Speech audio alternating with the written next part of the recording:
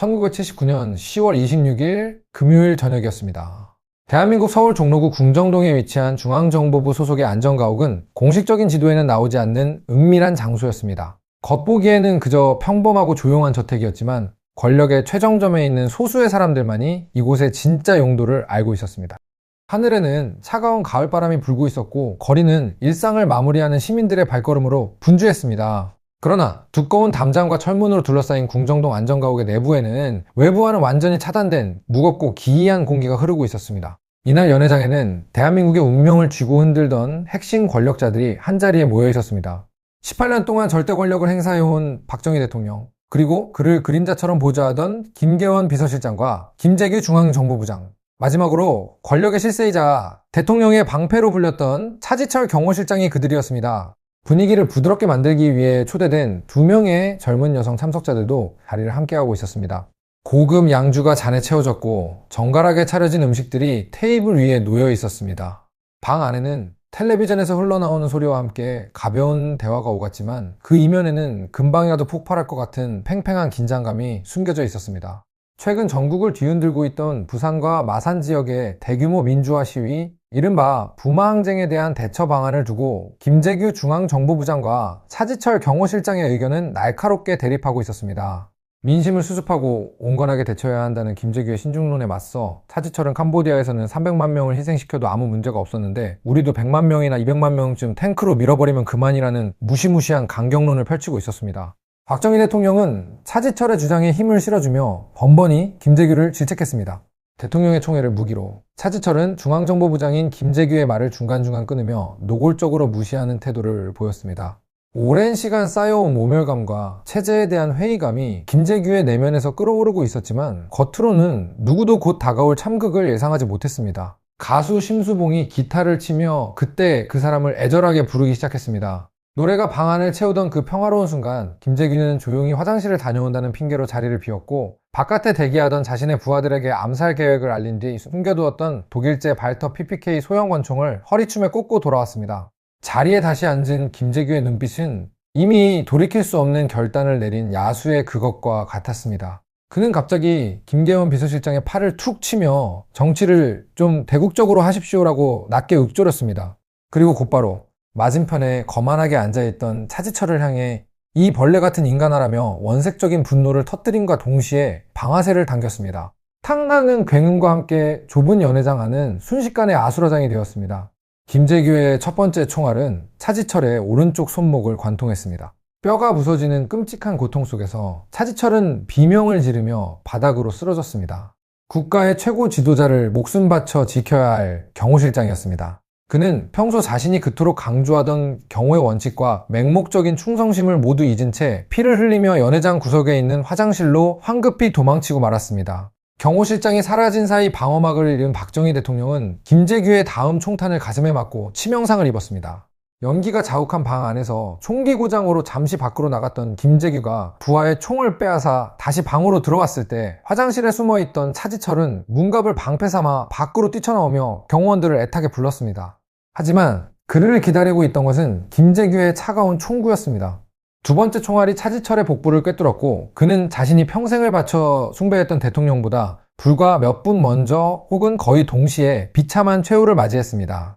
우리가 흔히 영화나 드라마를 통해 접하는 10월 26일 밤의 묘사는 이토록 극적이고 처절합니다. 하늘을 찌를 듯한 권력을 휘두르던 무소불위의 사나이가 죽음의 공포 앞에서 보여준 가장 비겁하고 초라한 민낯은 많은 사람들에게 강렬한 인상을 남겼습니다. 본격적인 이야기에 앞서 역사의 이면에 숨겨진 진실을 흥미롭게 풀어내는 저희 채널에 구독과 좋아요, 그리고 따뜻한 댓글과 알림 설정까지 꼭 부탁드립니다. 여러분의 응원이 더 깊이 있는 역사를 발굴하는 데 큰 힘이 됩니다. 사건이 벌어진 이튿날인 10월 27일 새벽, 텔레비전과 라디오를 통해 비상계엄 선포와 함께 대통령의 서거 소식이 온 나라에 전해졌습니다. 국민들은 18년 동안이나 대한민국을 통치했던 절대자의 갑작스러운 죽음에 엄청난 충격을 받았고 거리는 침통한 침묵에 잠겼습니다. 그런데 아주 기이한 현상이 하나 있었습니다. 대통령과 함께 총에 맞아 사망한 차지철 경호실장의 죽음에 대해서는 그 누구도 슬퍼하거나 애도하지 않았다는 사실입니다. 심지어 그가 생전에 알뜰하게 챙기며 권력의 기반으로 삼았던 군부의 장성들조차 그의 죽음을 외면했습니다. 당초 정부는 국가를 위해 순직한 경호실장의 시신을 국립묘지에 안장하겠다고 발표했으나 여론과 군 내부의 싸늘한 반응에 밀려 결국 그 결정을 취소해버렸습니다. 권력의 최정점에서 장관과 장군들을 발 아래 두었던 남자의 시신은 갈 곳을 잃고 헤매다 결국 늙은 어머니가 평소 다니던 작은 교회의 묘지에 쓸쓸하게 묻혀야만 했습니다. 도대체 그는 어떤 사람이었기에 죽음 앞에서도 이토록 철저하게 버림받고 조롱의 대상이 되었을까요?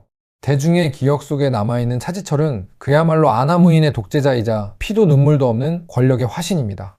그는 경호실의 권한을 장관급으로 불법 격상시키고 수천 명의 병력과 장갑차 헬기까지 동원하여 청와대 내부를 하나의 거대한 군사기지로 만들었습니다. 일주일에 한 번씩은 독일의 나치 SS 친위대를 연상시키는 화려한 맞춤 제복을 입은 부하들을 도열시키고 국기 하강식이라는 명목으로 군 장성들과 장관들을 강제로 불러 모아 사열을 받으며 마치 자신이 국가의 통수권자인 양 위세를 떨쳤습니다.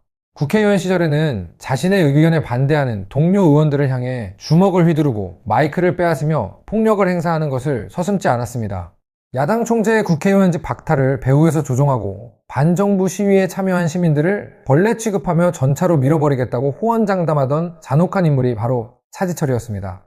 하지만 여기서 우리는 시선을 돌려 이 끔찍한 괴물의 이면을 객관적인 팩트로 체크해볼 필요가 있습니다. 그가 그토록 끔찍한 악행을 저질렀음에도 불구하고 놀랍게도 그의 개인적인 삶은 당대의 다른 권력자들과 비교할 때 소름 끼칠 정도로 깨끗하고 금욕적이었습니다.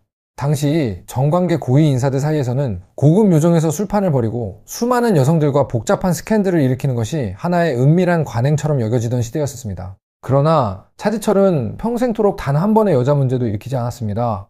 그는 술을 전혀 입에 대지 않았고 담배조차 피우지 않는 철저한 금연주의자였습니다. 그의 일상은 종교적인 고행에 가까웠습니다. 매일 아침과 저녁 하루 2번씩 무릎을 꿇고 하나님께 기도를 올렸으며 수요일 새벽이면 산속 깊은 기도원에 올라가 몇 시간이고 미동조차 하지 않은 채 기도를 드렸던 독실한 기독교인이었습니다. 또한 자신의 늙은 어머니에 대한 효심은 그야말로 지극정성이었습니다. 아무리 바쁜 국가의 중대사가 있어도 어머니가 병원에 입원하면 만사를 제쳐두고 달려갔으며 집안에는 어머니를 위한 전용 기도실까지 마련해 둘 정도였습니다.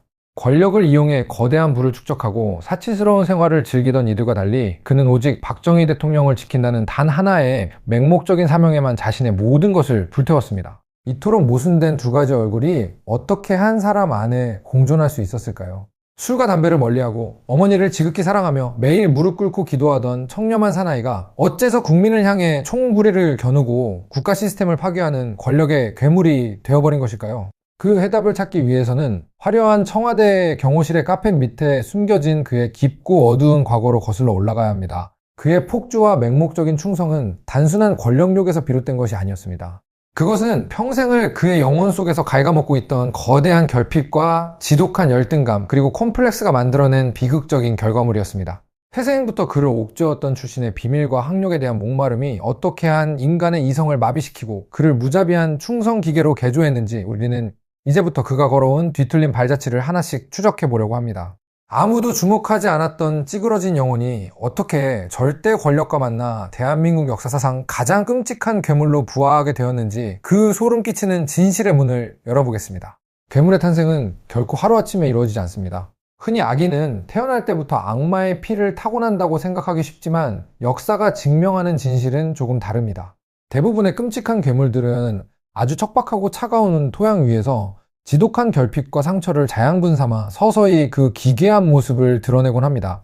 대한민국 헌정사상 가장 무자비한 권력을 휘둘렀던 경호실장 차지철의 시작 역시 그러했습니다.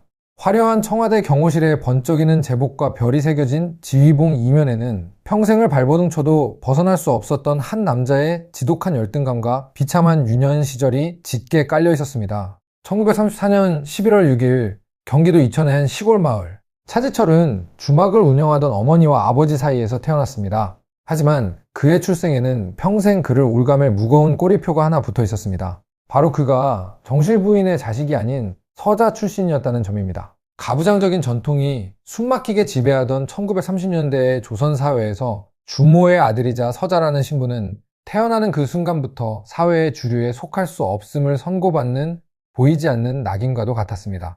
그의 어머니는 이전 남편과의 사이에서 딸 셋을 낳고 이혼한 뒤 차씨 집안으로 들어와 차지철을 낳았는데, 차지철의 이름 가운데 들어간지라는 글자조차 어머니의 전 남편 성씨에서 따온 것이라는 씁쓸한 이야기가 전해질 정도였습니다.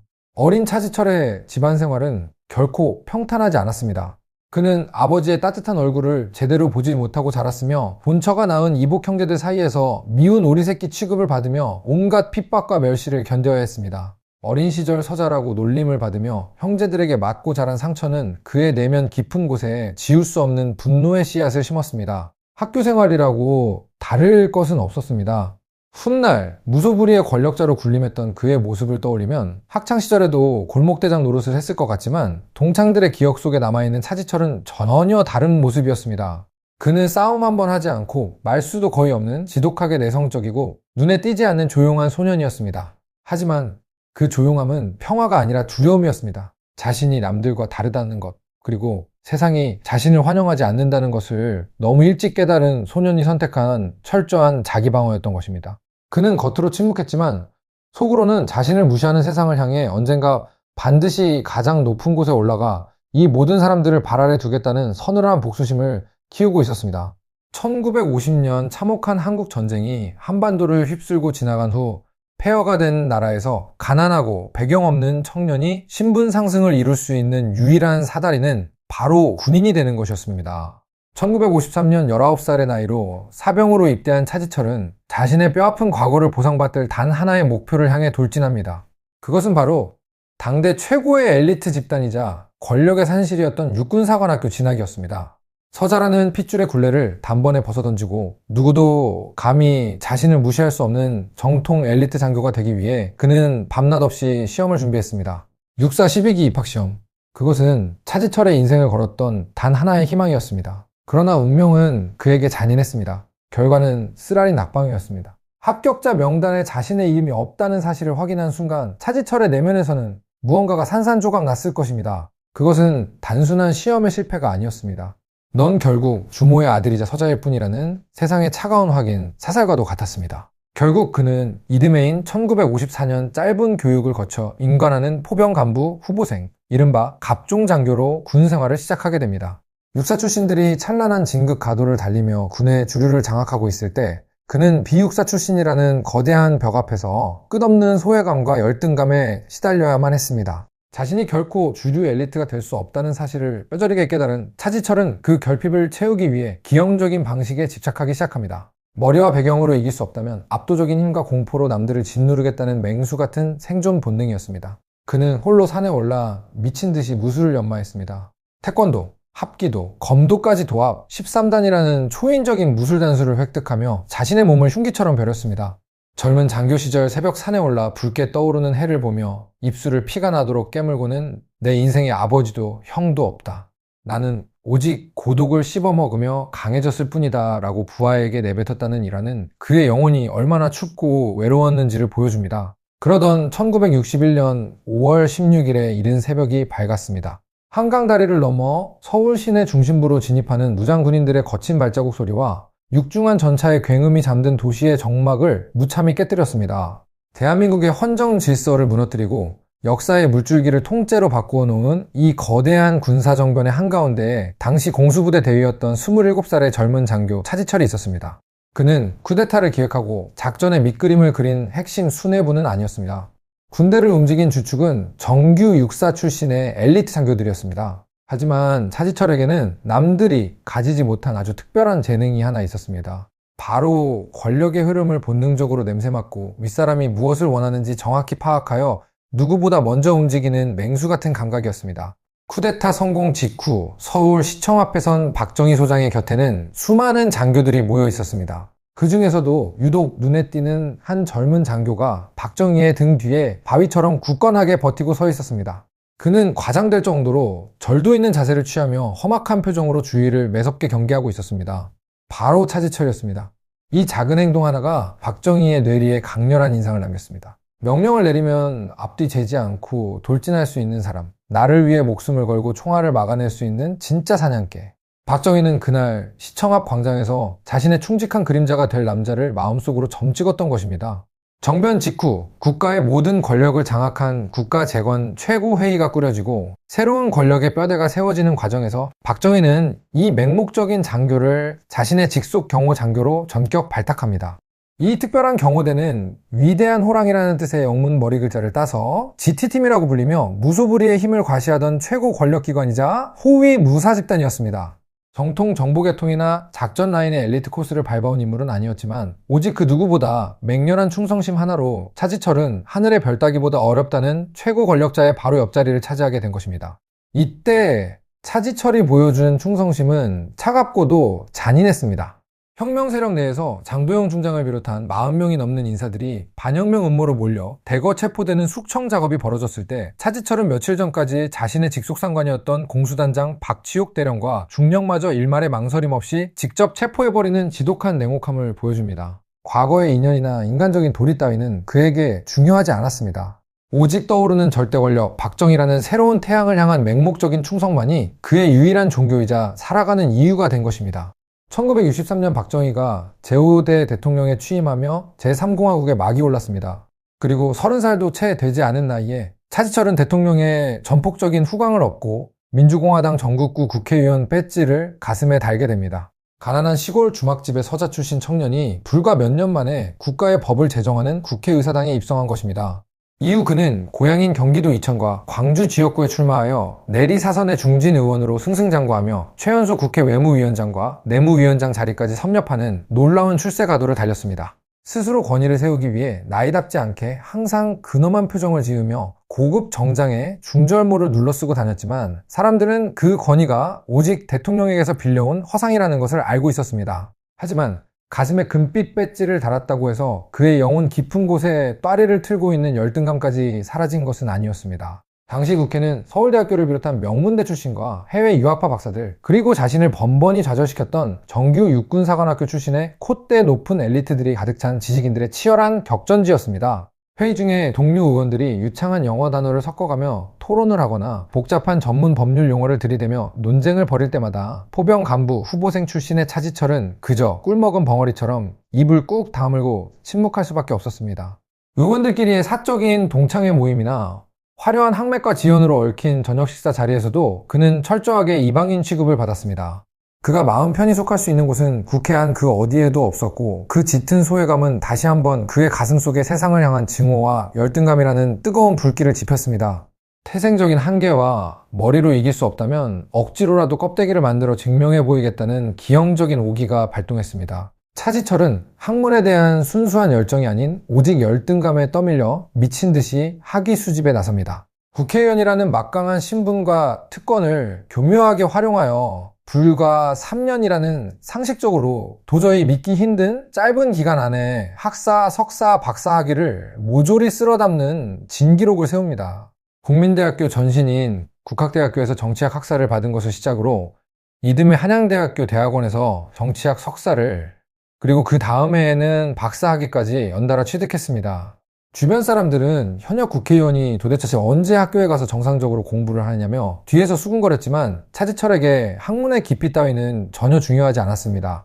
그는 자신의 넓은 의원 사무실 책상 위와 벽면 가장 잘 보이는 곳에 그 크고 화려한 학위증들을 보란듯이 진열해 놓았습니다. 누군가 방에 들어오면 자연스럽게 그 금빛 테두리에 박사 학위증을 쳐다보도록 유도하며 자신의 텅 빈 내면을 필사적으로 방어했던 것입니다.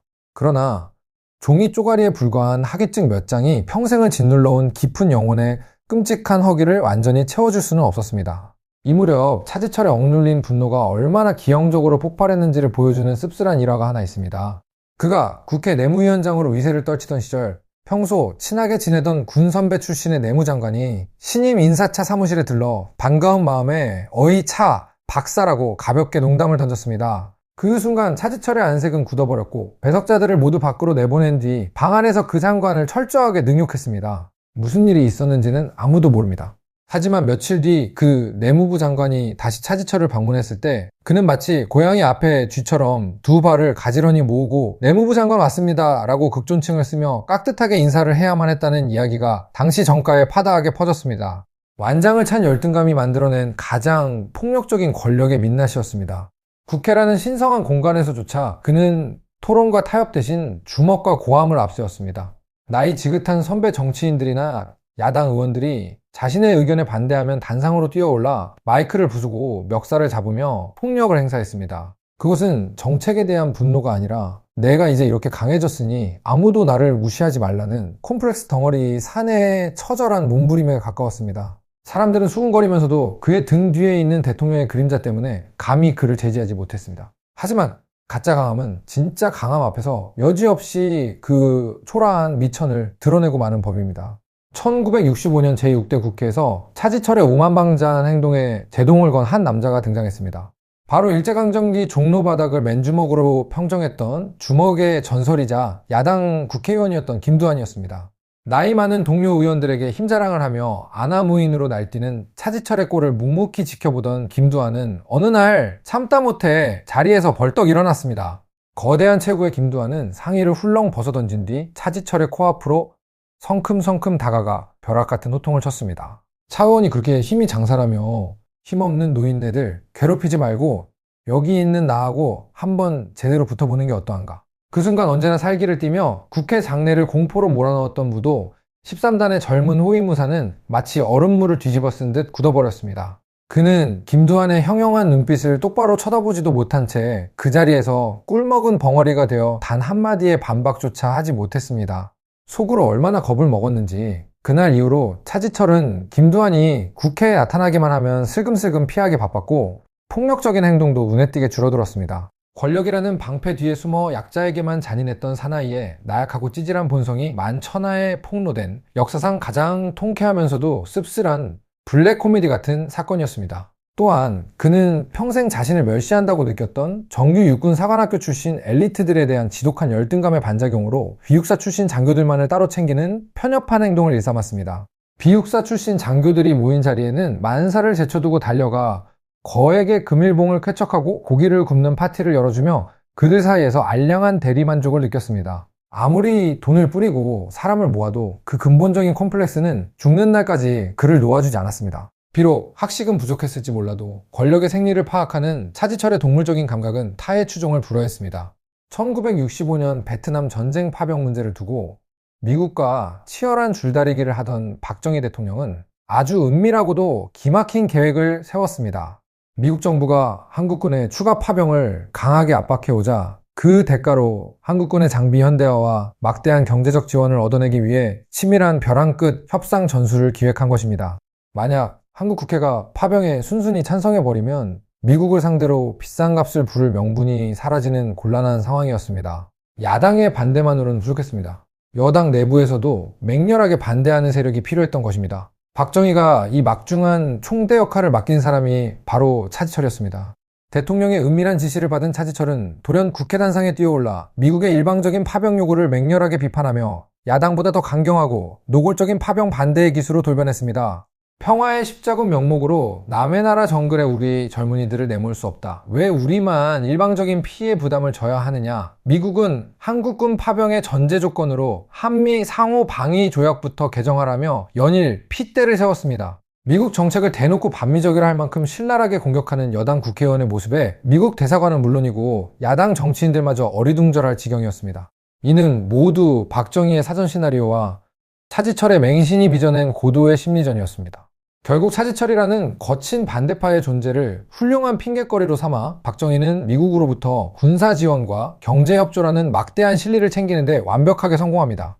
이 한편의 정치쇼를 통해 차지철은 자신이 권력의 의중을 읽고 실행하는데 얼마나 유능하고 철저한 도구인지를 확실하게 각인시켰습니다. 그는 철저하게 빌린 권력으로 살았습니다. 스스로 빛나는 태양이 될 생각은 추호도 없었으며 오직 거대한 태양의 그림자로 남아 그 열기를 독점하는 것만으로도 충분히 만족했던 것입니다. 이 무렵 차지철의 사적인 삶에도 하나의 전환점이 찾아왔습니다. 33살이 되던 해 그는 명문대 출신의 아버지가 국회의원을 지낸 유력 집안의 미모의 여성과 결혼을 발표합니다. 주변에서는 권력의 정점에 선 그가 드디어 화려한 배경을 가진 아내를 통해 신분 상승의 화룡점정을 찍으려 한다고 수군거렸습니다. 지인들은 성격 차이를 우려하며 만류했지만 차지철은 결혼을 강행했습니다. 하지만 이 결혼 생활은 불과 6개월 만에 파국을 맞이하며 이혼으로 끝이 납니다. 권력과 힘으로 모든 것을 통제할 수 있다고 믿었던 그였지만 정작 사람의 마음을 얻고 평범한 가정을 꾸리는 일에는 철저하게 무능했던 것입니다. 짧은 결혼 생활의 실패 이후 그는 세속적인 관계에 대한 미련을 완전히 끊어버리고 오직 두 가지의 절대적인 존재에게만 자신의 영혼을 바치기로 결심합니다. 바로 그의 늙은 어머니와 청와대에 있는 박정희 대통령이었습니다. 이혼의 충격과 개인적인 고립감은 그를 더욱 극단적인 신앙과 맹목적인 충성에 집착하게 만들었습니다. 그는 술과 담배를 완전히 끊고 종교적 고행에 가까운 생활을 시작했습니다.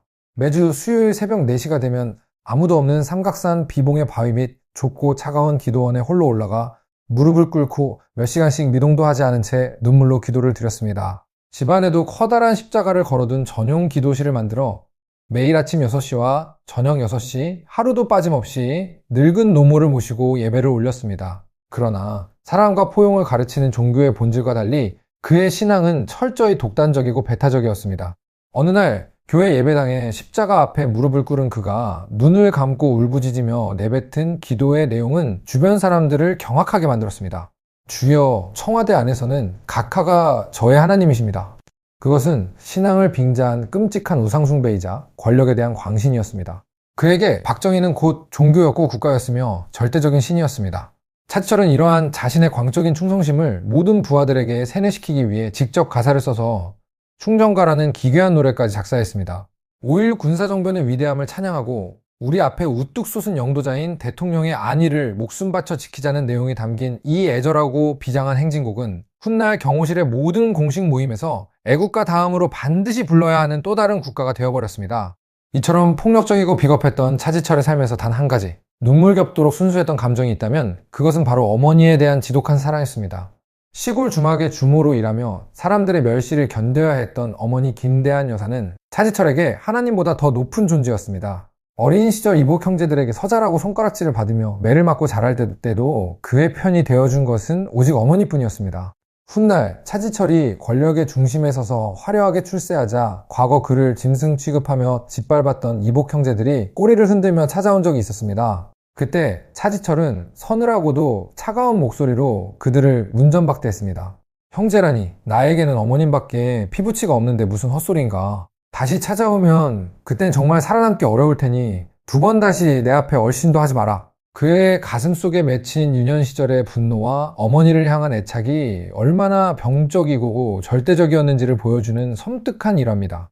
그는 권력을 쥐게 되자 오직 어머니를 호강시키는 일에만 자신의 모든 사적인 에너지를 쏟아부었습니다.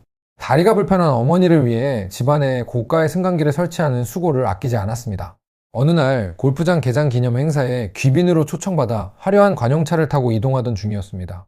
차창 밖으로 농촌의 들녘을 지나던 차지철은 뜨거운 뙤약볕 아래에서 허리를 굽히고 고된 농사일을 하는 어느 나이든 아낙네의 모습을 우연히 목격하게 됩니다. 그 순간 그는 미친 듯이 소리를 지르며 당장 차를 세우라고 명령했습니다. 저렇게 늙은 어머니들이 피땀 흘려 일하고 있는데 내가 지금 한가하게 잔디밭을 걸으며 골프나 칠 수는 없다.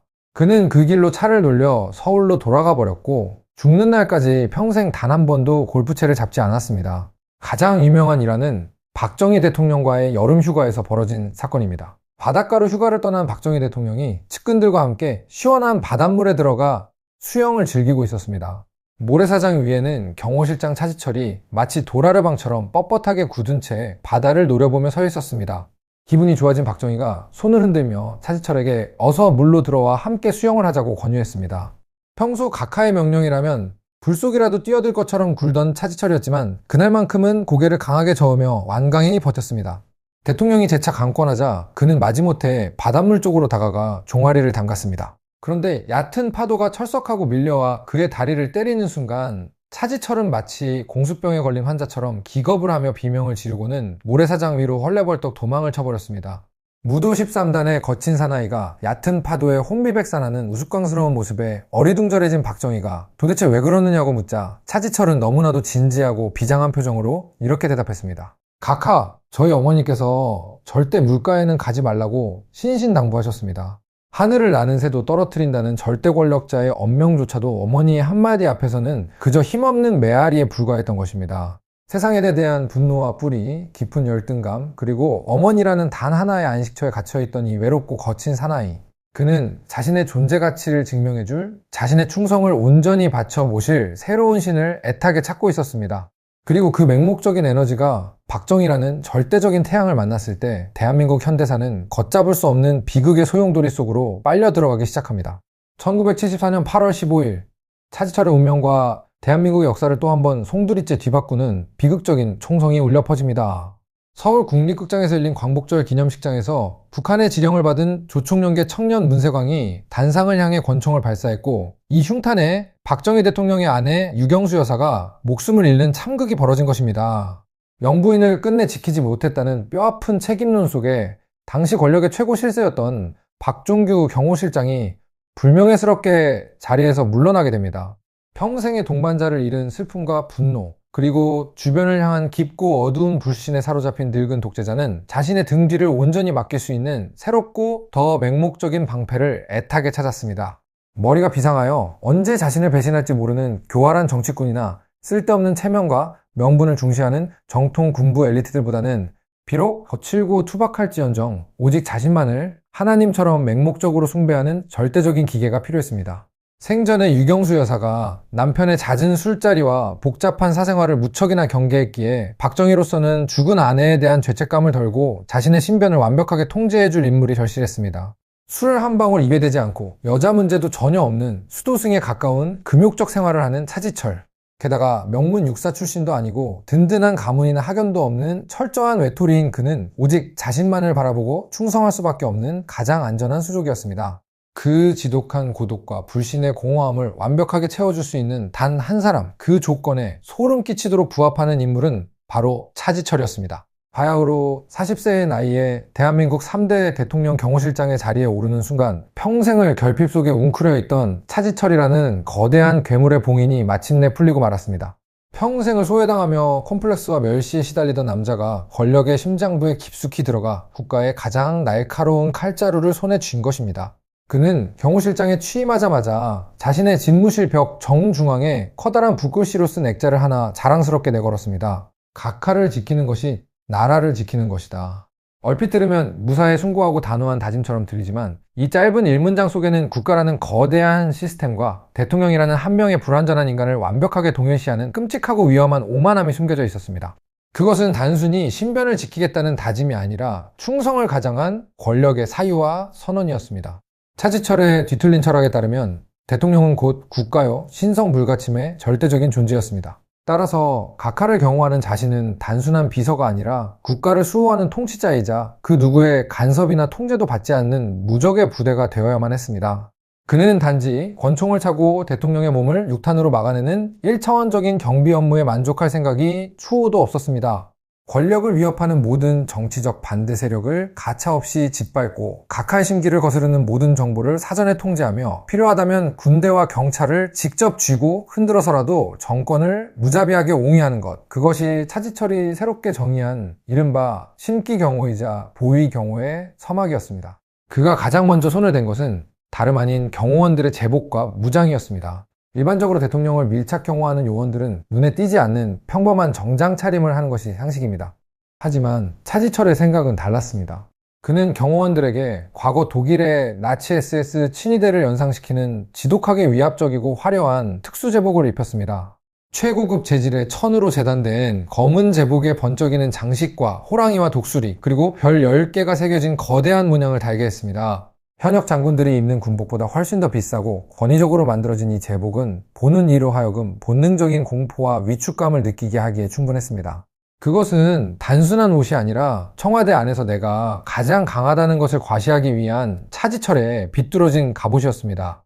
경호실의 규모와 무장 상태 역시 상상을 초월하는 수준으로 팽창했습니다. 청와대 바로 옆에 위치한 조선 왕조의 상징 경복궁. 그 고궁의 은밀한 뒷뜰에는 육중한 전차와 장갑차, 그리고 공격용 헬리콥터까지 동원되어 굉음을 내며 진을 치기 시작했습니다. 바로 제30경 비단이었습니다. 차지철은 단순히 권총을 찬 경호원들을 지휘하는 것에 만족하지 않고 경호실을 수천 명의 병력과 중화기를 갖춘 거대한 사조직이자 정규군으로 개조해버린 것입니다. 심지어 그는 수도 서울의 방위를 책임지는 수도경비사령부의 설치 법령까지 교묘하게 뜯어고쳐서 비상시에는 민간인 신분인 경호실장이 정규 군부대를 직접 지휘할 수 있는 기가 막힌 권한까지 스스로 부여했습니다. 국가의 공적인 군사 시스템이 한 개인의 광기 어린 권력욕 앞에 무참히 유린당한 것입니다. 차지철의 폭주는 군의 계급 질서마저 완전히 뒤집어 놓았습니다. 그는 법을 고쳐 경호실장의 직급을 장관급으로 무단 격상시켰습니다. 그리고 그 밑에 차장과 차장보라는 새로운 자리를 만들어 현역 육군 중장과 준장을 각각 임명했습니다. 정규 육군사관학교 입학시험에서 떨어지고 짧은 포병 간부 훈련으로 임관하여 평생 진급의 벽에 부딪히다 중령으로 군복을 벗었던 사나이. 그가 이제는 자신의 까마득한 상관이었을 3스타와 1스타 장군들을 자신의 직속 부하로 거느리게 된 것입니다. 평생의 콤플렉스가 가장 기형적이고 잔인한 방식으로 보상받는 순간이었습니다. 이 기괴한 권력 구조 속에서 가장 영악하게 움직인 인물은 바로 당시 경호실 작전차장보로 발탁되었던 전두환 준장이었습니다. 전두환은 정규 육사 11기 출신으로 군내 비밀 사조직인 하나회의 우두머리였으며 나이로도 차지철보다 3살이나 위였습니다. 하지만 전두환은 권력의 향방을 동물주적으로 냄새맡고 철저하게 차지철에게 고개를 숙였습니다. 차지철의 사무실에 들어갈 때면 군화를 소리나게 부딪히며 충성 중령 전두환 내무위원장님께 용무 있어 왔습니다라며 깍듯하게 군기를 잡았고, 차지철은 그런 전두환의 태도에 깊은 흡족함을 느꼈습니다. 전두환은 이 신임을 바탕으로 진급하여 전방으로 부임하는 하나회 후배 장성들을 빠짐없이 청와대로 데려와 차지철에게 인사를 시켰습니다. 비육사 출신이라는 지독한 소외감에 시달리던 차지철은 정통 육사 출신의 별자리들이 자신 앞에 도열하여 허리를 굽히는 모습에 황홀경을 느꼈습니다. 그는 후배 장성들에게 두둑한 현금이 든 금일봉과 함께 대통령 경호실장 차지철이라는 이름이 선명하게 새겨진 고급 지휘봉을 하사했습니다. 군의 정상적인 지휘 계통이 완벽하게 무너지고 청와대 경호실이 정치 군인들을 양성하는 부패한 사관학교로 변질되는 뼈아픈 순간이었습니다. 이 끔찍하고도 흥미진진한 역사의 이면을 계속해서 파헤치기 전에 여러분께 작은 부탁을 하나 드리고자 합니다. 숨겨진 역사의 진실을 생생하게 전달해드리는 저희 채널이 더 깊이 있고 재미있는 영상을 제작할 수 있도록 구독과 좋아요, 그리고 따뜻한 댓글과 알림 설정까지 꼭 한 번씩 부탁드리겠습니다. 여러분의 작은 응원이 저희에게는 세상을 흔든 역사를 발굴하는 가장 큰 원동력이 됩니다. 차지철의 오만함이 가장 극적으로 표출된 것은 매주 금요일 오후 경복궁 연병장에서 열렸던 이른바 국기 하강식 행사였습니다. 이름만 국기 하강식일 뿐 실상은 대한민국 건국 이래 유례를 찾아볼 수 없는 경호실장의 개인 무력 과시쇼였습니다. 이 자리에는 현직 장관들과 국회의원들, 그리고 각 군의 참모총장 등 국가의 최고위급 인사들이 의무적으로 불려나왔습니다. 초대가 아니라 사실상의 소환이었습니다. 수많은 병력과 전차가 도열한 가운데 특수제복을 입고 지휘봉을 든 차지철이 연병장 한가운데에 오만하게 서서 그들의 경례를 받았습니다.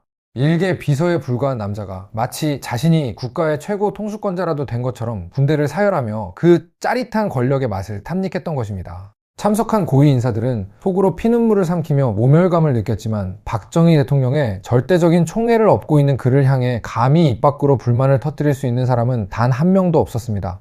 그의 권력 유지 방식은 과거 국회에서 마이크를 부수고 주먹을 휘두르던 시절보다 훨씬 더 교묘하고 차갑게 진화해 있었습니다. 어느 날 청와대 내부의 비공개 오찬 자리에서 분위기가 가벼워지자 한 참모가 농담 반 진담 반으로 "실장님, 요즘 경호실이 너무 커지는 것 아닙니까?" 라며 가벼운 지적을 던졌습니다. 순간 식탁의 공기가 얼어붙었습니다. 모두가 차지철이 불같이 화를 낼 것이라 생각했지만 그는 아무런 말도 하지 않았습니다. 그저 숟가락을 내려놓고 입가에 서늘한 미소를 띠며 그 참모를 조용히 응시할 뿐이었습니다. 고함이나 욕설보다 더 무서운 침묵이었습니다. 그리고 정확히 석 달 뒤 그 참모는 아무도 모르게 조용히 자리에서 쫓겨나고 말았습니다. 화를 내는 상사는 피하면 그만이지만 웃으면서 등 뒤에 칼을 가는 인간은 도저히 피할 길이 없다는 끔찍한 공포가 청와대 전체를 짓누르기 시작했습니다. 차지철의 간섭은 청와대 담장을 넘어 수도, 서울의 하늘까지 통제하려 들었습니다. 당시 광화문 한복판에 교보생명이 거대한 신사옥을 건설하려 하자 차지철은 청와대가 내려다 보이면 절대 안 된다며 층수를 무조건 깎으라고 압박했습니다. 교보생명의 창업주가 그럴 바에는 차라리 내 배를 가르고 할복 자살하겠다며 맹렬하게 저항하는 바람에 무산되긴 했지만 그의 횡포는 거기서 멈추지 않았습니다. 을지로의 롯데호텔이 40층 이상으로 지어지려 할 때도 똑같은 이유로 공사를 가로막았습니다. 결국 당시 국무총리까지 나서서 사정사정한 끝에 37층으로 타협을 보는 촌극이 벌어지기도 했습니다. 국가의 정상적인 행정과 경제 활동마저도 오직 각하의 심기라는 명문 아래 철저하게 유린당했던 것입니다. 육체의 경호를 넘어 정보의 독점까지 노린 차지철의 행보는 엽기적이기까지 했습니다. 그는 장관들이 대통령에게 올리는 모든 결제 서류를 반드시 하루 전에 경호실로 가져와 검열을 받도록 강제했습니다. 장관들이 거세게 항의하자 그가 내놓은 핑계는 황당함 그 자체였습니다. 과거 일본의 명치유신 시절 어느 암살자가 신하가 왕에게 바치는 문서 귀퉁이에 맹독을 발라놓았고 왕이 손가락에 침을 묻혀 책장을 넘기다 독살당한 일이 있었다는 것입니다.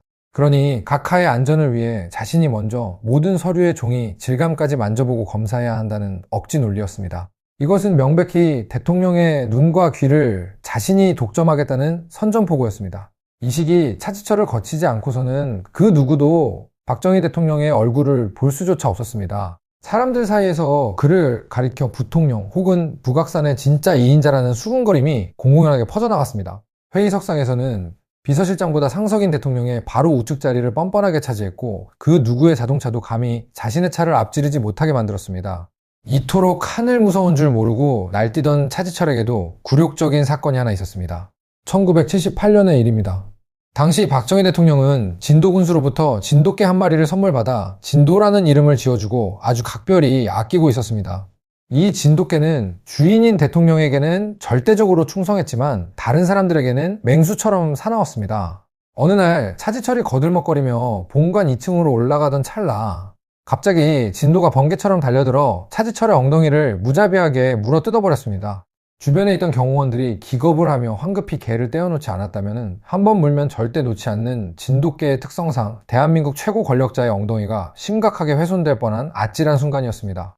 스스로를 청와대의 맹견이라 자부하던 남자가 진짜 개에게 물려 비명을 지르는 이 블랙 코미디 같은 사건은 사람들 사이에서 조용히 회자되었습니다. 결국 대통령의 지시로 진돗개는 신당동 사저로 쫓겨나고 말았지만 그것은 청와대 내부의 비정상적인 공기를 동물조차 견디지 못했음을 보여주는 상징적인 일화이기도 했습니다. 차지철의 맹목적인 충성은 박정희 대통령의 눈과 귀를 완벽하게 가리는 거대한 콘크리트 장벽이 되었습니다. 대통령에게 올라가는 모든 정보는 차지철의 자의적인 검열을 거쳤고 대통령의 심기를 불편하게 할 만한 진실이나 민심의 분노는 철저하게 차단되었습니다. 박정희는 이 충직하고 깨끗한 사냥개가 만들어 놓은 인공적인 평화의 온실 속에서 안도감을 느꼈지만 그것은 다가오는 거대한 폭풍을 알지 못한 채 시한폭탄을 껴안고 잠드는 것과 같았습니다. 자신의 영역을 끝없이 확장해 나가던 이 통제 불능의 권력은 결국 국가의 공식적인 정보기관이자 막강한 힘을 쥐고 있던 중앙정보부의 영역까지 노골적으로 침범하기 시작했습니다. 경호실 산하에 불법적인 정보 수집망을 따로 조직하여 정치인들은 물론이고 정보부 요원들의 일거수일투족까지 역으로 감시하며 수집한 정보들을 대통령에게 직보했습니다. 이는 당시 중앙정보부장이었던 김재규와의 피할 수 없는 정면 충돌을 의미하는 것이었습니다. 중앙정보부장 김재규. 그는 대한민국 권력의 정통 코스를 차근차근 밟아 올라온 최고급 엘리트였습니다. 일제강점기에 구제전문학교를 졸업할 만큼 학식이 깊었고 파리로 광복 후에는 박정희 대통령의 고향인 경상북도 구미에서 교사로 근무하기도 했습니다. 이후 육군사관학교 2기생으로 임관하여 박정희와는 군 동기이자 고향 후배라는 아주 각별하고도 친밀한 인연을 맺고 있었습니다. 그는 육관구 사령관과 보안사령관 그리고 3군단장이라는 굵직한 군 요직을 두루 거치며 육군 중장 곧 삼성 장군으로 군 생활을 명예롭게 마쳤습니다. 전역 후에도 건설부 장관을 역임하고 마침내 권력의 2인자 자리인 중앙정보부장까지 오른 인물이었습니다. 그는 감정보다는 이성을 절차와 합리를 중시하는 정통 군인이자 관료였습니다. 군대라는 조직이 기수와 계급을 목숨처럼 여기는 곳임을 감안할 때 육사 2기 출신의 삼성 장군과 비육사 출신의 중령은 감히 한 테이블에 앉아 눈을 맞추기조차 어려운 까마득한 격차가 있었습니다. 나이 역시 김재규가 차지철보다 무려 8살이나 위였습니다. 그러나 권력의 세계는 상식과 계급장을 무의미하게 만들었습니다. 박정희 대통령을 등에 업은 차지철은 중앙정보부의 고유 영역인 정보 수집과 정치 공작에까지 노골적으로 손을 뻗쳤습니다. 차지철은 김재규를 철저하게 감시했고 김재규 역시 차지철이 자신을 감시하고 있다는 사실을 뼈저리게 알고 있었습니다. 두 남자는 겉으로는 웃으며 같은 테이블에서 밥을 먹었지만 식탁 아래에서는 서로를 향해 서슬퍼런 단검을 겨누고 있었던 것입니다. 두 사람의 갈등이 가장 치욕적인 형태로 폭발한 곳은 바로 청와대 본관의 비공개 회의장이었습니다. 대통령과 주요 수석 비서관들이 모두 모인 엄숙한 자리. 중앙정보부장 김재규가 무거운 표정으로 악화되고 있는 민심과 국가 안보에 관한 심층적인 브리핑을 진행하고 있었습니다. 부총리급의 막강한 지위를 가진 정보부장의 보고였기에 모두가 숨을 죽이고 경청했습니다. 그런데 그 순간 장관급에 불과한 차지철이 의자에 거만하게 등을 기댄 채 불쑥 끼어들었습니다. 김 부장, 그거 우리 경호실에서 이미 다 파악해서 가깝게 보고 올린 내용입니다. 순간 회의실의 공기는 얼음장처럼 차갑게 굳어버렸습니다. 까마득한 군 후배이자 직급도 낮은 남자가 수많은 참모들이 보는 앞에서 정보기관 총수의 브리핑을 묵살하고 공개적인 망신을 준 것입니다. 김재규의 안색은 잿빛으로 변했고 턱 근육이 파르르 떨렸습니다. 속에서 뜨거운 불덩이가 치밀어 올랐지만 그는 입술을 깨물며 치욕을 삼켜야만 했습니다. 더욱 절망적인 것은 이 광경을 뻔히 지켜보고 있던 박정희 대통령의 태도였습니다. 대통령은 차지철의 무례한 하극상을 꾸짖기는커녕 오히려 묵인하고 동조하는 듯한 태도를 보였습니다. 박정희 대통령은 왜 이런 비정상적인 상황을 방관했을까요? 측근들 사이에 끊임없이 충성 경쟁을 유도하고 서로를 감시하게 만들어 아무도 자신에게 칼을 겨누지 못하게 하는 것. 그것은 오랜 세월 권력을 유지해온 독재자의 아주 고전적이고 노련한 통치수법이었습니다. 실제로 박정희는 과거부터 여러 실세들을 발탁하여 힘을 실어주었다가 그들이 너무 커지면 반대파를 키워 숙청하는 방식으로 권력에 저울질을 해왔습니다. 하지만 유신체제가 막바지로 치달으면서 그 절묘했던 권력의 균형추는 완전히 고장나버리고 말았습니다. 절대 권력에 취한 늙은 통치자는 이제 쓴소리를 직언하는 합리적인 참모보다는 자신이 듣기 좋은 말만 골라서 바치고 반대 세력을 무자비하게 짓밟아주는 맹목적인 사냥개를 더 편애하게 된 것입니다. 이러한 비정상적인 편애 속에서 차지철의 아나무인은 날이 갈수록 돌을 더해갔습니다. 1979년은 대한민국 정치판이 소용돌이치는 격변의 시기였습니다. 야당인 신민당 내부에서는 선명한 민주화 투쟁을 내세우며 유신체제와 정면 대결을 선언한 김영삼이 새로운 총재로 선출될 움직임을 보이고 있었습니다. 정부 여당으로서는 이를 어떻게든 막아야 하는 절체절명의 위기였습니다. 당초 이 정치 공작을 담당해야 할 기관은 당연히 중앙정보부였습니다. 그러나 권력의 최전선에 나서기를 좋아했던 차지철이 정보부를 제치고 직접 사태에 개입하기 시작했습니다. 차지철은 막대한 자금과 권력을 동원하여 야당 의원들을 매수하고 전당대회를 방해하려 했습니다. 하지만 그의 거칠고 무식한 공작은 보기 좋게 실패로 돌아갔고 1979년 5월 신민당은 새로운 총재로 김영삼을 선택하고 말았습니다. 공작이 참담한 실패로 끝나자 차지철은 교활하게도 그 모든 책임을 중앙정보부의 무능으로 돌려버렸습니다. 김재규가 소극적으로 대처했기 때문에 야당의 주도권을 빼앗겼다며 대통령 앞에서 김재규를 맹렬하게 비난했습니다. 견디다 못한 김재규의 입지가 점점 좁아지는 것을 지켜보며 당시 보안사령관이었던 전두환조차 혀를 내두를 정도였습니다. 전두환은 사석에서 지금 청와대 안에서 벌어지는 우군들끼리의 싸움이 북한의 김일성과의 싸움보다 훨씬 더 심각하고 살벌하다고 평가했습니다. 권력의 중심부가 사실상 내전 상태에 돌입해 있었던 것입니다. 갈등의 꼴은 1979년 가을로 접어들며 돌아올 수 없는 강을 건너게 됩니다. 9월 미국 뉴욕타임스에 실린 김영삼 총재의 인터뷰가 거대한 파문을 일으켰습니다. 미국 정부를 향해 박정희 정권에 대한 지지를 철회하라는 강력한 메시지가 담겨 있었습니다. 분노한 청와대와 여당은 김영삼 총재를 국회의원직에서 제명하겠다는 초강수를 두기로 결정합니다. 그러나 합리주의자였던 김재규의 생각은 달랐습니다. 야당의 총재를 강제로 국회에서 쫓아내는 것은 국제사회의 거센 비난을 부를 뿐만 아니라 국민들의 엄청난 저항을 촉발할 자충수라는 것을 본능적으로 직감했습니다. 김재규는 어떻게든 최악의 사태를 막고 온건하게 사태를 수습하려 동분서주했습니다. 서울 시내의 고급 호텔에서 정치권의 온건파 인사들과 은밀히 만나 타협점을 찾으려던 찰나 그 자리에 차지철이 불시착하듯 들이닥쳤습니다. 차지철은 책상을 내리치며 강경론을 부르짖었습니다. 지금 여기서 꼬리를 내리면 체제가 무너집니다. 무조건 제명시켜야 합니다. 결국 차지철의 광기 어린 고집이 모든 합리적인 타협안을 집어삼켰습니다. 1979년 10월 4일 무장한 경찰이 국회를 에워싼 가운데 여당 의원들만의 날치기로 야당 총재의 의원직이 박탈되는 헌정사상 초유의 비극이 벌어지고 말았습니다. 김재규의 가슴속에는 이제 단순한 개인적인 모멸감을 넘어 국가의 명운에 대한 짙은 절망감이 자리 잡기 시작했습니다. 자신이 충성을 바친 대통령이 눈과 귀가 멀어 미치광이 같은 경호실장의 조종에 놀아나고 있다는 끔찍한 현실. 어떠한 직원도 통하지 않고 오직 힘과 폭력만이 정답이라고 외치는 맹목적인 괴물 앞에서 합리주의자가 설 자리는 단 한 뼘도 남아있지 않았습니다. 그리고 야당 총재의 제명은 김재규의 불길한 예감대로 거대한 국민적 분노의 도화선에 불을 붙이고 말았습니다. 부산과 마산 지역의 대학생들과 시민들이 억눌렸던 분노를 터뜨리며 거리로 쏟아져 나오기 시작한 것입니다. 10월 16일 부산대학교 학생들의 시위를 시작으로 들불처럼 번져나간 이 거대한 저항의 물결은 곧바로 시민들이 합류하면서 도시 전체를 마비시키는 대규모 민주화 항쟁으로 발전했습니다. 이른바 부마 항쟁의 시작이었습니다. 시위의 양상은 과거의 단순한 학생운동과는 차원이 달랐습니다. 밤이 깊어질수록 수만 명의 시민들이 거리로 쏟아져 나와 유신철폐와 독재 타도를 외쳤고, 분노한 군중들은 파출소를 습격하고 경찰 차량을 불태웠습니다. 평범한 시민들이 시위대에게 마실 물과 맥주를 건네며 숨겨주었고, 거리의 상인들마저 장사를 접고 그들에게 박수를 보냈습니다. 경찰의 힘만으로는 도저히 통제할 수 없는 완벽한 무정부 상태에 가까웠습니다. 사태의 심각성을 파악하기 위해 현장으로 급파된 중앙정보부장 김재규는 폭동의 한가운데를 직접 목격하고 등골이 서늘해지는 충격을 받았습니다.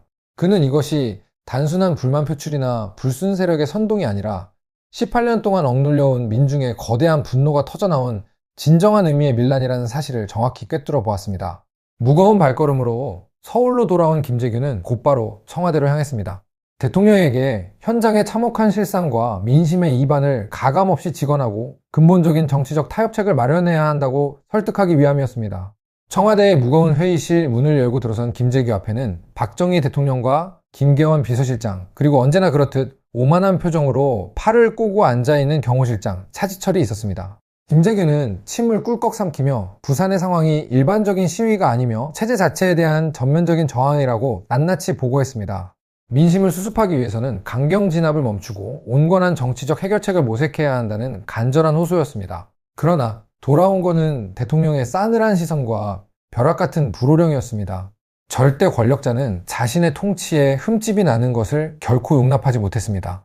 박정희 대통령은 책상을 내리치며 앞으로 부산 같은 사태가 또 생기면 그때는 내가 직접 발포 명령을 내리겠다고 분노를 터뜨렸습니다. 과거 4.19 혁명 때는 밑에 사람들이 발포 명령을 내려서 사형을 당했지만 대통령인 내가 직접 총을 쏘라고 명령하는데 도대체 누가 나를 사형에 처하겠느냐는 무시무시하고도 섬뜩한 폭탄 선언이었습니다. 그리고 그 숨막히는 침묵의 순간 박정희의 곁에 앉아있던 차지철이 입을 열었습니다. 그가 내뱉은 한마디는 그곳에 있던 모든 사람의 이성을 마비시킬 만큼 잔혹하고 끔찍한 망언이었습니다. 각하 캄보디아에서는 300만 명을 죽이고도 까딱 없었는데 우리도 데모하는 놈들 100만 명이나 200만 명쯤 전차로 밀어버려서 죽인다고 까딱이나 있겠습니까? 단지 체제에 반대한다는 이유만으로 자국의 국민 수백만 명을 벌레처럼 짓밟아 죽여도 상관없다는 이 엽기적인 학살의 논리는 오직 권력을 향한 맹목적인 충성심에 눈이 멀어버린 괴물만이 내뱉을 수 있는 말이었습니다. 그 순간 김재규의 두 눈동자가 심하게 흔들렸습니다. 이성은 마비되었고 국가의 시스템은 철저하게 고장났으며 대통령의 눈과 귀를 가린 미치광이 경호실장은 수백만 국민의 피를 제물로 바치려 하고 있었습니다. 김재규는 그 자리에서 깊은 절망감과 함께 뼈저린 깨달음을 얻었습니다. 이 사람들과는 더 이상 함께 갈 수 없다. 차지철이 각하의 곁에 살아있는 한 대한민국의 민주주의는 영원히 오지 않을 것이며 수많은 무고한 국민들이 피를 흘리게 될 것이다. 조용히 끓어오르던 마그마가 마침내 화산 폭발의 임계점을 넘어서는 운명적인 찰나였습니다. 시간은 무심하게 흘러 역사의 방향을 영원히 바꾸어 놓을 운명의 날 1979년 10월 26일 금요일의 아침이 밝았습니다. 이날 박정희 대통령은 충청남도 지역의 삽교천 방조제 준공식과 당진의 텔레비전 송신소 개소식 등 두 곳의 지방행사에 참석할 예정이었습니다. 송신소 개소식은 중앙정보부의 소관 업무였기에 당연히 정보부장인 김재규가 대통령을 가장 가까이서 안내하고 수행해야 하는 일정이었습니다. 아침 일찍 행사 준비를 마치고 청와대 연병장으로 향한 김재규는 대통령의 전용 헬기인 1호기에 탑승하기 위해 발걸음을 옮겼습니다. 그런데 헬기장 앞을 가로막고 선 사람은 다름 아닌 차지철이었습니다. 차지철은 특유의 거만한 표정으로 턱을 치켜들며 김재규를 가로막았습니다. 김 부장 1호기에는 자리가 없으니 뒤에 있는 2호기를 타고 오시오. 그것은 단순한 좌석 배정의 문제가 아니었습니다. 수많은 부하 직원들과 수행원들이 지켜보는 공식적인 자리에서 부총리급의 정보부장에게 장관급의 경호실장이 공개적으로 면박을 주고 권력을 과시한 씻을 수 없는 모욕이었습니다. 국가안보의 최고 책임자가 헬기조차 마음대로 타지 못하고 쫓겨나는 순보를 겪은 김재규의 얼굴은 분노로 하얗게 질렸습니다. 그는 끓어오르는 모멸감을 억누르며 발길을 돌려 남산의 중앙정보부 본부로 돌아가 버리고 말았습니다. 차가운 헬기의 프로펠러 소리 속에서 김재규의 가슴 속에는 이미 시퍼런 사리의 칼날이 소리 없이 벼려지고 있었습니다. 이러한 두 사람 사이에 극단적인 갈등과 살얼음판 같은 분위기를 감지한 김계원 비서실장은 어떻게든 사태를 무마하고 화해의 자리를 마련해야겠다고 생각했습니다. 그는 박정희 대통령에게 건의하여 그날 저녁 궁정동의 안전가옥에서 조촐한 만찬 자리를 마련했습니다. 저녁 6시 무렵 굳게 닫힌 궁정동 안가의 철문 안으로 권력의 핵심 인사들을 태운 검은색 세단들이 속속 미끄러져 들어갔습니다. 외부와 완벽하게 차단된 그 은밀하고 화려한 밀실에는 최고 권력자 박정희 대통령을 중심으로 김계원 비서실장, 김재규 정보부장, 그리고 차지철 경호실장이 자리를 잡았습니다. 분위기를 부드럽게 띄우기 위해 유명한 여가수 심수봉과 대학생 신재순 등 2명의 여성도 함께 자리에 초대되었습니다. 고급 양주가 잔에 채워지고 정갈한 음식들이 끊임없이 들어왔습니다. 텔레비전에서는 저녁 뉴스가 흘러나오고 있었고 겉보기에는 그저 하루의 피로를 푸는 평화롭고 일상적인 권력자들의 저녁 식사 자리처럼 보였습니다. 하지만 식탁 아래에 흐르는 공기는 숨이 막힐 정도로 팽팽하고 무거웠습니다. 만찬이 진행되는 내내 화제는 자연스럽게 전국을 뒤흔들고 있는 부마 항쟁과 야당의 동향으로 흘러갔습니다. 김재규가 조심스럽게 민심의 심각성을 보고하려 입을 뗄 때마다 차지철은 여지없이 말을 끊고 들어와 회방을 놓았습니다.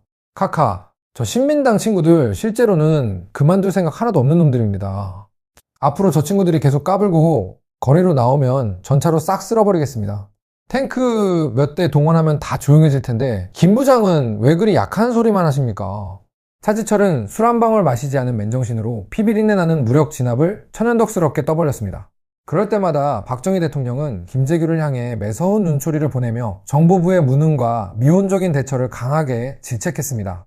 언제나 그렇듯 철저하게 차지철의 편만을 드는 대통령의 모습 앞에서 김재규는 더 이상 자신이 설 자리가 없음을 뼈저리게 확인했습니다. 저녁 7시 40분경 김재규는 조용히 자리에서 일어났습니다. 화장실에 다녀오겠다는 짧은 핑계를 남기고 방을 나선 그는 안가 건물 바깥으로 걸어나가 대기하고 있던 자신의 직속 부하 박선호와 박흥주를 급히 불렀습니다. 그의 눈빛은 이미 돌이킬 수 없는 결단을 내린 야수의 그것과 같았습니다. 오늘 밤 나는 저 안에서 일을 치를 것이다. 너희들은 내가 총소리를 내면 밖에서 대기하고 있는 경호원들을 즉시 처단하라. 부하들에게 암살 계획을 하다란 김재규는 2층 자신의 집무실에 숨겨두었던 독일제 발터 PPK 소형 권총을 꺼내 오른쪽 허리춤에 깊숙이 꽂아넣고 다시 연회장으로 무거운 발걸음을 옮겼습니다. 방 문을 열고 다시 자리에 앉은 김재규의 이마에는 식은땀이 맺혀 있었습니다. 방 안에서는 여가수 심수봉이 기타를 튕기며 그때 그 사람을 애절한 목소리로 부르고 있었습니다. 노래가 클라이맥스를 향해 가던 그 평화롭고 몽환적인 순간 김재규는 천천히 오른쪽 허리춤으로 손을 가져갔습니다. 그는 갑자기 눈을 부릅뜨고 옆자리에 앉아있던 김계원 비서실장의 팔을 거칠게 툭 치며 낮고 무거운 목소리로 으르렁거렸습니다. 형님, 정치를 좀 대국적으로 하십시오. 그리고 찰나의 순간 그의 손에 들린 차가운 권총의 총구가 맞은편에 거만하게 앉아있던 차지철을 향했습니다. 각하 이따위 버러지 같은 놈을 데리고 정치를 하니 정치가 제대로 되겠습니까? 벼락같은 고함과 동시에 탕! 하는 날카로운 굉음이 궁정동 안가의 밀실을 찢어발겼습니다. 김재규가 쏜 첫 번째 총알은 맹렬한 속도로 날아가 차지철의 오른쪽 손목을 정확히 관통했습니다. 살이 찢기고 뼈가 부서지는 끔찍한 고통 속에서 차지철은 외마디 비명을 지르며 바닥으로 나뒹굴었습니다. 바로 이 순간 대한민국 역사상 가장 촌극 같고 비참한 장면이 연출됩니다. 10만 대군의 통수권자를 자처하며 훈장과 별이 주렁주렁 달린 나치식 친위대 제복을 입고 장군들 위에서 군림하던 무적의 경호실장, 각하를 지키는 것이 나라를 지키는 것이라며 매일같이 목소리를 높이던 무도 13단의 거친 사나이. 그러나 진짜 죽음의 총알이 날아들자 그는 자신이 그토록 숭배했던 대통령을 그 자리에 홀로 버려둔 채 피를 뚝뚝 흘리며 연회장 구석에 있는 좁은 화장실로 헐레벌떡 도망치고 말았습니다. 심지어 그는 평소에 늘 차고 다니던 호신용 권총조차 그날따라 허리에 차지 않고 있었습니다. 너무나도 완벽한 오만에 빠져 자신을 공격할 자가 내부에 있을 것이라고는 상상조차 하지 못했던 탓이었습니다. 경호실장이 시야에서 사라지자 방어막을 잃은 박정희 대통령은 무방비 상태로 노출되었습니다.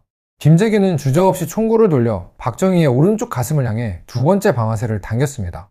육중한 총선과 함께 18년 동안 대한민국을 철권으로 통치했던 절대 권력자가 힘없이 쓰러졌습니다. 방아는 순식간에 화약 냄새와 비명소리, 그리고 선열로 얼룩진 아수라장이 되었습니다. 김재규가 다시 박정희를 향해 총을 쏘려던 찰나 갑자기 권총에 고장이 발생하며 방아쇠가 당겨지지 않았습니다. 당황한 김재규는 급히 방 밖으로 뛰쳐나가 부하의 총을 빼앗아 들고 다시 연회장 안으로 난입했습니다. 피비린내가 진동하는 방 안으로 김재규가 다시 들어섰을 때 화장실에 숨어 벌벌 떨고 있던 차지철은 바깥의 총소리가 멈춘 것을 확인하고는 살며시 문을 열고 기어나왔습니다. 그는 피투성이가 된 채 실내에 놓인 커다란 문갑 뒤에 몸을 숨기고는 바깥에 있는 경호원들을 애타게 불렀습니다. 경호원. 그러나 굳게 닫힌 문 밖의 경호원들은 이미 김재규의 부하들에게 철저하게 제압당한 후였습니다. 문갑 뒤에서 튀어나오며 각하, 제가 맞겠습니다. 혹은 각하 죽겠습니다라고 허세 섞인 마지막 단말말을 내뱉으며 저항하려던 차지철을 향해 김재규는 묵묵히 두 번째 총알을 발사했습니다. 총탄은 차지철의 복부를 무참하게 관통했고 그는 비참한 신음소리와 함께 붉은 카펫 위로 완전히 고꾸라졌습니다. 이어서 김재규는 쓰러져 있는 박정희 대통령의 머리를 향해 마지막 확인 사살을 감행했습니다. 1979년 10월 26일 저녁 7시 40분경 철옹성 같았던 제3공화국의 유신체제는 그렇게 불과 몇 분 동안의 총성 속에서 허망하게 역사의 뒤안길로 무너져 내렸습니다. 차지철은 훗날 병원으로 긴급 후송되었지만 결국 숨을 거두었습니다. 자신이 신처럼 모셨던 박정희 대통령보다 불과 몇 분 먼저 혹은 거의 동시에 생을 마감한 것입니다. 사건 직후인 10월 27일 새벽 2시 합동수사본부장 전두환 소장이 이끄는 국군보안사령부 수사관들이 참극의 현장인 궁정동 안가로 들이닥쳤습니다. 피비린내가 진동하는 연회장과 핏자국이 엉겨붙은 카펫 위에는 불과 몇 시간 전까지 대한민국을 쥐고 흔들던 권력의 허망한 잔해가 널브러져 있었습니다. 총상을 입은 박정희 대통령은 비서실장 김계원에 의해 곧바로 국군 서울지구병원으로 옮겨졌지만 복부에 치명상을 입고 쓰러진 차지철의 시신은 아무도 챙기는 사람 없이 그 끔찍한 현장에 밤새도록 쓸쓸하게 방치되어 있었습니다. 대통령의 죽음 앞에서는 모두가 무릎을 꿇었지만 권력의 방패가 부서지자 사람들은 미련 없이 등을 돌린 것입니다. 차지철의 장례 과정은 그가 누렸던 권력의 크기에 비하면 촌극에 가까울 정도로 비참했습니다. 당초 정부는 그가 대통령을 모시다가 순직한 경호실장이라는 점을 감안하여 그의 시신을 동작동 국립묘지에 안장하겠다고 공식 발표했습니다. 그러나 이 발표가 나가자마자 군 내부와 정치권 그리고 여론의 거센 반발이 빗발쳤습니다. 군인도 아니면서 군인들 위에 군림하고 국가 시스템을 파괴하며 수많은 사람들을 죽음으로 내몰려 했던 그를 신성한 국립묘지에 묻을 수 없다는 싸늘한 분노였습니다. 결국 정부는 하루 만에 국립묘지 안장 결정을 취소해버리고 맙니다. 살아서는 하늘 높은 줄 모르고 폭주하던 남자의 시신은 갈 곳을 잃고 헤매다가 결국 그의 늙은 어머니가 평소 다니던 작은 교회의 공원묘지 구석에 아무도 모르게 초라하게 묻혀야만 했습니다. 그가 남기고 떠난 가족들의 삶 역시 비극적인 몰락의 길을 걸었습니다. 차지철이 권력의 중심에 있을 때 그의 집 문턱이 닳도록 드나들며 아부를 떨던 수많은 사람들은 사건이 터지자마자 마치 썰물처럼 흔적도 없이 사라졌습니다. 권력이라는 우산이 찢겨나가자 세상의 차가운 비바람은 고스란히 남겨진 가족들의 몫이 되었습니다. 그의 아내 윤보영과 세 딸은 권력자의 가족이라는 끔찍한 낙인과 사람들의 손가락질을 견디지 못하고 1981년 도망치듯 미국으로 이민을 떠나야 했습니다. 그들은 훗날 미국에서 거액의 사기를 당하는 등 평탄치 못한 삶을 살았으며 1997년 뉴욕에서 쓸쓸히 세상을 떠났습니다. 자녀들 또한 국가 유공자 유족으로 등록해달라며 소송을 제기했으나 미국 국적을 취득했다는 이유로 패소하는 씁쓸한 결말을 맞이했습니다. 무엇보다 가슴 아프고 기괴한 것은 차지철이 그토록 자신의 목숨보다 끔찍하게 아끼고 사랑했던 늙은 어머니 김대한 여사의 말로였습니다. 평소 어머니가 물가에 가지 말라고 했다는 이유로 대통령의 수용 권유조차 거절했던 이 기형적인 효자는 늙은 어머니를 홀로 남겨두고 먼저 세상을 떠났습니다. 어머니는 며느리와 손녀들이 미국으로 떠난 뒤 철저한 고독 속에 버려졌습니다. 아들이 생전에 마련해 주었던 재산은 주변의 교활한 사기꾼 목사에게 야금야금 모두 빼앗기고 말았습니다. 1990년대 한 언론의 취재로 세상에 알려진 어머니의 마지막 모습은 참혹함 그 자체였습니다. 텔레비전 한 대 없는 달동네의 낡은 방앗간 건물, 2층 좁은 방에서 치아가 모두 빠져 제대로 된 식사조차 하지 못한 채 커피포트에 끓인 묽은 죽으로 연명하고 있었습니다. 내 아들이 남들에게는 죽일 놈, 욕을 먹는 독재자의 사냥개였을지 몰라도 나에게는 지극정성으로 효도를 다하던 하나뿐인 불쌍한 아들이었다며 눈물을 훔치던 늙은 어머니. 그녀는 결국 1998년 12월 23일 100세의 나이로 경기도 하남의 한 초라한 양로원에서 쓸쓸하게 눈을 감았습니다. 그녀의 장례식장에 찾아온 직계 가족은 미국에서 급히 귀국한 둘째 손녀 단 한 명뿐이었습니다. 10월 26일 밤의 총격 사건 이후 체포된 김재규 중앙정보부장의 재판 과정은 대한민국 현대사에서 가장 충격적인 폭로전이 되었습니다. 군사법정의 차가운 조명 아래 선 김재규는 자신의 살인을 변명하거나 목숨을 구걸하지 않았습니다. 그는 담담하지만 단호한 목소리로 이렇게 선언했습니다. 나는 자유민주주의를 회복하기 위해 유신의 심장을 쏘았습니다. 차지철이 각하의 곁에 살아있는 한 이 나라에 민주주의는 영원히 오지 않을 것이라는 걸 알았습니다. 그는 권력에 완전히 눈이 멀어 판단력을 상실한 미치광이였습니다. 국민의 분노를 전차로 밀어버리고 총으로 막을 수 있다고 진심으로 믿는 괴물이었습니다. 법정은 발칵 뒤집혔습니다. 김재규의 진술은 많은 국민들이 속으로만 삼키고 있던 시대의 진실을 정확하게 찌르고 있었기 때문입니다. 재판 과정에서 공개된 문서들은 더욱 경악스러웠습니다. 차지철이 박정희 대통령에게 직보했던 비밀보고서에는 반정부 인사들의 명단과 함께 그들을 어떻게 물리적으로 처리해야 하는지에 대한 잔혹한 계획들이 고스란히 담겨 있었습니다. 심지어 중앙정보부의 수장인 김재규조차도 차지철의 불법적인 감시망 아래 놓여 있었음이 백일화에 드러났습니다. 2007년 기밀 해제된 미국의 CIA 문서 역시 당시 한국의 권력 내부가 얼마나 썩어 들어가고 있었는지를 보여줍니다. 그 문서에는 차지철과 김재규의 극단적인 갈등이 한국 권력 구조 내에서 언제 폭발할지 모르는 가장 심각한 불안정 요인이라고 정확히 기록되어 있었습니다. 박정희가 죽고 차지철이 죽음으로써 철옹성 같았던 유신체제는 붕괴되었습니다. 1979년 10월 말부터 이듬해 5월까지 이른바 서울의 봄이라 불리는 짧은 해빙기가 찾아왔습니다. 정치범들이 풀려나고 대학가에는 다시 자유의 노래가 울려 퍼졌으며 언론은 조금씩 제 목소리를 내기 시작했습니다. 드디어 지독한 공포의 시대가 끝나고 진정한 민주주의가 찾아올 것이라는 희망에 온 국민이 가슴을 쓸어내렸습니다. 그러나 역사는 우리가 기대한 대로 순진하게 흘러가지 않았습니다. 독재라는 괴물의 머리 하나를 잘라냈다고 해서 그 괴물을 키워낸 비옥한 토양까지 사라진 것은 아니었습니다. 1979년 12월 12일 12.6 사건의 합동수사본부장이자 차지철의 밑에서 경호실 작전차장보를 지내며 권력의 생리를 완벽하게 체득했던 전두환 소장이 군사 반란을 일으키며 권력을 찬탈한 것입니다. 박정희가 앉았던 절대 권력의 빈자리는 또 다른 군복 입은 독재자에 의해 채워졌고 이듬해 1980년 5월 광주의 거리는 전차로 100만 명을 밀어버리겠다던 차지철의 끔찍한 망언이 현실이 된 것처럼 무고한 시민들의 붉은 피로 얼룩지고 말았습니다. 이 뼈아픈 역사의 반복은 우리에게 아주 섬뜩하고도 중요한 교훈을 남깁니다. 차지철이라는 한 인간은 비참하게 죽어 역사 속으로 사라졌지만 그를 괴물로 만들어낸 비정상적인 권력 시스템은 끈질기게 살아남아 또 다른 괴물들을 잉태했습니다. 전두환 정권 시절의 경호실장, 장세동이나 안현태 같은 인물들 역시 차지철이 만들어 놓은 무소불위의 경호실 문화를 그대로 물려받아 폭력을 행사했습니다. 학자들은 이를 가리켜 권위주의적 잔류현상이라고 부릅니다. 독재자가 사라져도 맹목적인 충성이 최고의 미덕이 되고 강한 힘이 유일한 정의로 인정받으며 반대 목소리를 힘으로 짓누르는 구조가 남아있는 한 제2, 제3의 차지철은 시대의 얼굴만 바꾼 채 끊임없이 부활한다는 것입니다. 우리는 차지철을 단순히 운 좋게 출세했다가 비참하게 죽은 무식한 악당으로만 기억해서는 안 됩니다. 가난한 주모의 서자로 태어나 전쟁을 겪으며 어떻게든 살아남고 더 높은 곳으로 올라가려 발버둥 쳤던 한 인간의 절박한 열등감, 그 뒤틀린 열망이 절대 권력이라는 독약을 만났을 때, 그리고 맹목적인 충성만을 요구하는 썩어빠진 시스템과 결합했을 때 한 인간이 어떻게 이성을 잃고 국가를 지옥으로 몰아넣는 괴물로 변모하는지를 보여주는 가장 완벽하고도 끔찍한 표본이기 때문입니다. 그는 평생 단 한 번도 스스로 빛나는 태양이 된 적이 없었습니다.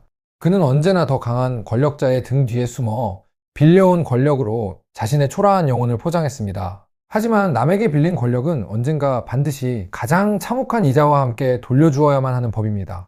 차지철은 그 지독한 빚을 자신의 가슴에 박힌 차가운 총알과 역사에 남은 영원한 조롱으로 갚아야만 했습니다. 오늘의 긴 이야기를 마무리하며 여러분 자신과 우리가 살아가는 이 시대를 향해 거울을 비춰보고자 합니다. 당신은 지금 누구의 그림자로 살아가고 있습니까? 당신이 이익을 얻기 위해 맹목적으로 충성하고 있는 그 대상이 혹시 또 다른 괴물은 아닙니까? 그리고 우리의 사회는 힘과 폭력으로 약자를 짓누르는 현대판 차지철들을 은연중에 방관하거나 박수치고 있지는 않습니까? 역사는 과거의 죽은 기록이 아니라 오늘을 비추고 내일을 경고하는 가장 날카로운 거울입니다. 그 거울이 비추는 불편한 진실을 두 눈 똑바로 뜨고 직시할 때 비로소 우리는 두 번 다시 아픈 역사를 반복하지 않을 수 있을 것입니다. 지금까지 대통령의 방패에서 권력의 괴물로 전락한 사나이 차지철의 생애와 그 이면에 숨겨진 비극적인 역사의 진실을 함께 추적해 보았습니다. 오늘 저희가 들려드린 이 깊이 있고 흥미진진한 역사 이야기가 여러분의 심장을 울리고 세상을 바라보는 새로운 통찰을 안겨주었다면 지금 바로 저희 채널을 구독해 주시고 따뜻한 좋아요 버튼을 꾹 눌러주시기 바랍니다. 여러분이 남겨주시는 소중한 댓글 하나하나가 저희에게는 어둠 속에 묻힌 더 놀랍고 생생한 역사를 발굴해내는 가장 강력한 원동력이 됩니다. 다음 영상의 알림 설정까지 잊지 마시고 앞으로도 저희와 함께 살아 숨쉬는 역사의 한복판으로 여행을 떠나보시길 바랍니다. 끝까지 귀 기울여 주셔서 대단히 감사합니다.